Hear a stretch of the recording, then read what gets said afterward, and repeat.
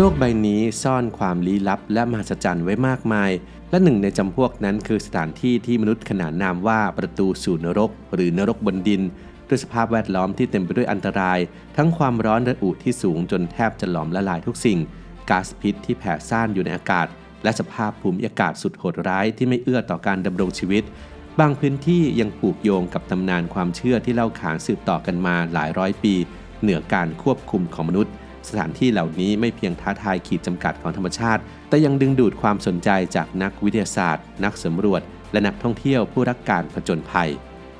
ในคลิปนี้อับดุลไฮทูบจะพาทุกคนไปสำรวจ6สถานที่ที่ถูกขนานนามว่าเป็นนรกบนดิน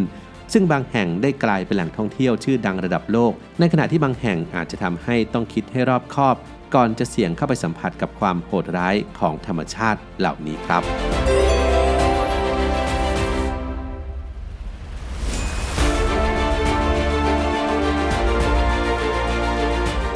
1. มหานรกเพลิงแห่งไอซ์แลนด์ภูเขาไฟเฮกลาภูเขาไฟเฮกลาตั้งตระหง่านอยู่ทางตอนใต้ของประเทศไอซ์แลนด์เป็นภูเขาไฟที่มีประวัติศาสตร์การปะทุอันยาวนานและน่าสะพรึงกลัวการปะทุครั้งแรกที่มีการบันทึกไว้เกิดขึ้นในปี 1104 เป็นการระเบิดที่เกิดขึ้นอย่างฉับพลันโดยไร้สัญญาณเตือนล่วงหน้าปลดปล่อยเศษหินภูเขาไฟออกมานับล้านตันพร้อมกับฝุ่นควันที่ปกคลุมท้องฟ้าอยู่เป็นเวลานานและตลอดระยะเวลากว่าพันปีที่ผ่านมานั้นเฮกลาปะทุมาแล้วมากกว่า20ครั้งโดยการปะทุครั้งล่าสุดนั้นเกิดขึ้นในปี 2000 ซึ่งแต่ละครั้งล้วนสร้างความเสียหายต่อสิ่งแวดล้อมและชุมชนโดยรอบอย่างรุนแรงโดยพลังการทำลายล้างอันน่าสะพรึงกลัวนี้เองทำให้ภูเขาไฟเฮกลาได้รับสมญานามว่าประตูสู่นรกในยุคกลางผู้คนในสมัยนั้นเชื่อว่าเป็นประตูเชื่อมต่อระหว่างโลกมนุษย์กับนรกภูมิตำนานท้องถิ่นยังเล่าขานว่าภูเขาไฟแห่งนี้เป็นที่สิงสถิตของปีศาจและวิญญาณชั่วร้ายอีกทั้งยังเป็นสถานที่ชุมนุมของเหล่าแม่มดที่มารวมตัวกันเพื่อรับใช้อำนาจลึกลับและทุกครั้งที่ภูเขาไฟปะทุผู้คนมักเห็นเงาดำลึกลับบินวนเวียนอยู่รอบยอดเขา 2. มหานรกกลางทะเลทรายหลุมก๊าซดาวาซาหลุมก๊าซดาวาซาหรือที่รู้จักกันในนามประตูสู่นรกนั้นตั้งอยู่กลางทะเลทรายคาราคุมในประเทศเติร์กเมนิสถานเป็นหลุมก๊าซธรรมชาติขนาดมหึมาที่มีเปลวเพลิงลุกโชนไม่เคยดับซึ่งจุดเริ่มต้นของปรากฏการณ์นี้เกิดขึ้นในปี 1971 จากอุบัติเหตุระหว่างการขุดเจาะก๊าซธรรมชาติส่งผลให้พื้นดินถล่มและปล่อยก๊าซมีเทนออกมานักธรณีวิทยาจึงตัดสินใจจุดไฟเผาก๊าซที่รั่วไหลเพื่อป้องกันการระเบิดและผลกระทบต่อสิ่งแวดล้อมโดยคาดว่าเปลวไฟจะดับลงภายในไม่กี่สัปดาห์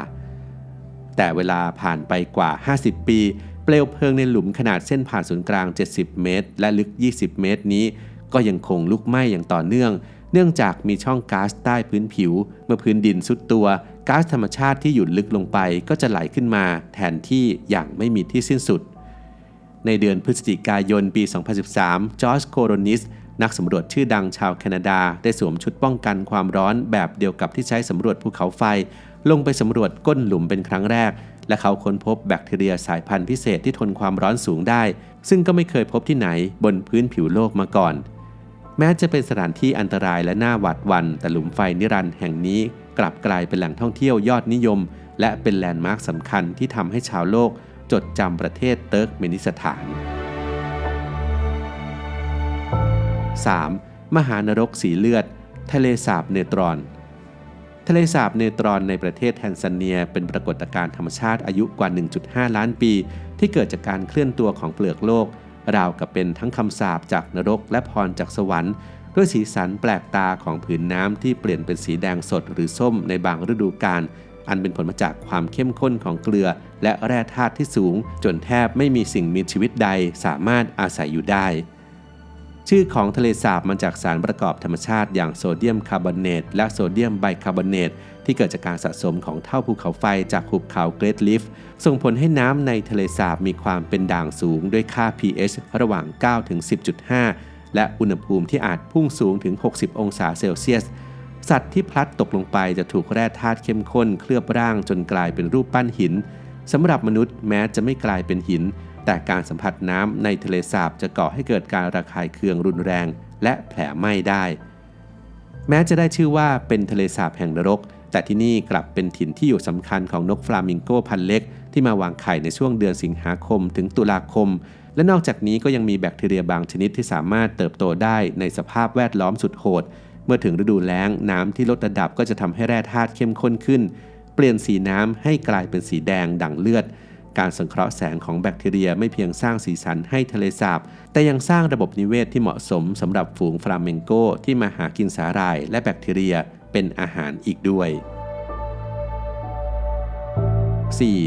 มหานรกใต้พิภพบ่อบัวฮุด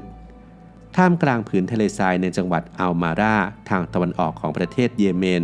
มีปรากฏการณ์ธรรมชาติอายุหลายล้านปีที่มองจากมุมสูงจะเห็นเป็นหลุมยุบขนาดใหญ่นั่นคือบ่อบัวฮุดที่มีความกว้าง30เมตร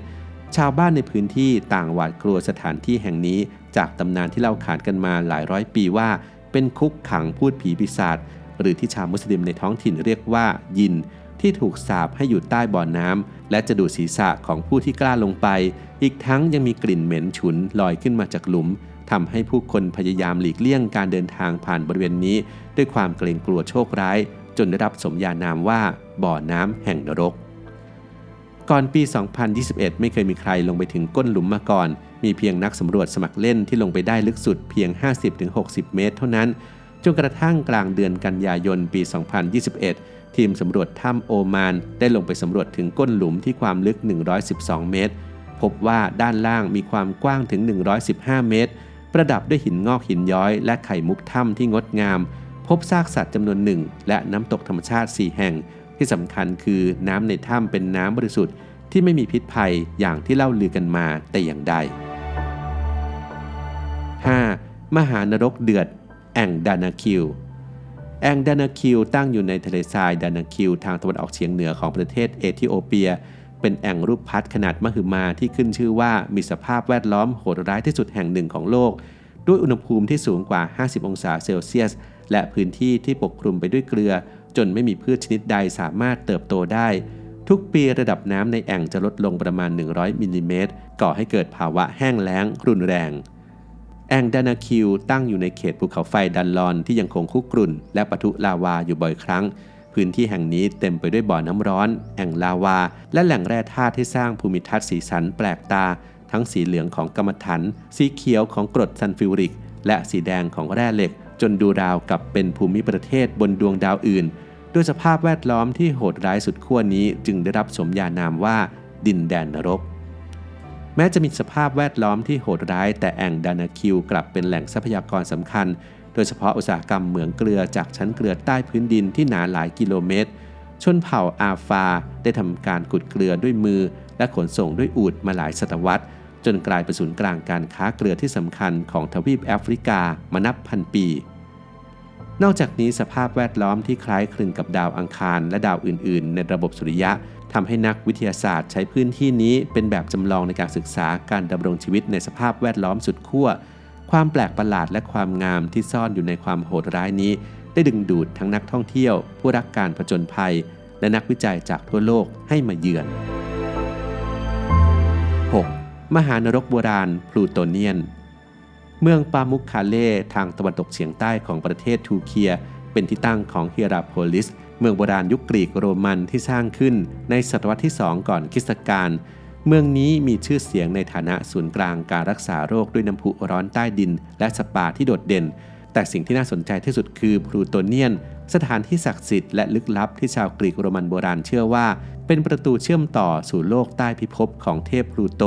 เทพเจ้าแห่งยมโลกและความตายสตราโบนักภูมิศาสตร์ชาวกรีกได้บันทึกถึงประตูสู่นรกแห่งนี้ว่าเป็นพื้นที่ที่ปกคลุมด้วยไอหมอกหนาทึบจนมองไม่เห็นพื้นและสิ่งมีชีวิตที่เข้าไปจะเสียชีวิตในทันทีพลูโตเนียนถูกใช้เป็นสถานที่ประกอบพิธีกรรมบูชายันโดยนักบวชจะนำสัตว์เข้าไปในถ้ำเล็กๆที่เรียกว่าประตูพลูโตเพื่อสังเวยเทพเจ้าความน่าพิศวงคือสัตว์เหล่านั้นจะเสียชีวิตอย่างลึกลับในขณะที่นักบวชกลับรอดชีวิตทำให้ผู้คนเชื่อว่านักบวชได้รับพลังพิเศษจากเทพเจ้าในปี 2013 นักวรรณคดีได้ค้นพบซากของพลูโตเนียนและประตูพลูโตซึ่งเป็นช่องปล่องเชื่อมต่อกับใต้ดินและต่อมาในปี 2018 ทีมนักวิทยาศาสตร์ได้ค้นพบความจริงที่น่าตื่นตาเมื่อพบว่าในประตูพลูโตมีก๊าซคาร์บอนไดออกไซด์ความเข้มข้นสูงซึ่งหนักกว่าอากาศและสะสมอยู่ใกล้พื้นท ทำให้สัตว์เล็กที่เดินเข้าไปขาดอากาศหายใจและเสียชีวิตอย่างรวดเร็วส่วนที่นักบวชรอดชีวิตได้เพราะพวกเขาอาจจะรู้วิธีหลีกเลี่ยงก๊าซพิษเช่นยืนให้สูงกว่าระดับก๊าซหรือกลั้นหายใจขณะทำพิธีการค้นพบนี้ยืนยันว่าตำนานประตูสู่นรกไม่ใช่เพียงเรื่องเล่าแต่เป็นปรากฏการณ์ธรรมชาติที่อันตรายและน่าพิศวงแม้กระทั่งในปัจจุบันยังมีรายงานว่านกหลายตัวร่วงตายจากท้องฟ้าขณะบินผ่านพื้นที่แห่งนี้สถานที่ที่ได้รับสมญานามว่านรกบนดินเหล่านี้ไม่เพียงท้าทายขีดจำกัดของการดำรงชีวิตแต่ยังท้าทายความเข้าใจของมนุษย์ต่อพลังอันยิ่งใหญ่ของธรรมชาติแม้จะดูน่าหวาดหวั่นและเต็มไปด้วยอันตรายแต่ว่าความงดงามและความลึกลับที่ซ่อนอยู่กลับดึงดูดให้นักสำรวจนักวิทยาศาสตร์และนักท่องเที่ยวผู้กล้าเดินทางมาสัมผัสประสบการณ์สุดขีดเหล่านี้คำว่านรกบนดินจึงไม่ใช่เพียงคำเปรียบเปรยแต่เป็นพยานถึงความมหัศจรรย์ของธรรมชาติและความพยายามของมนุษย์ที่จะเรียนรู้ที่จะอยู่ร่วมกับธรรมชาติอย่างกลมกลืนแม้ในสภาพแวดล้อมที่โหดร้ายที่สุดของโลกใบนี้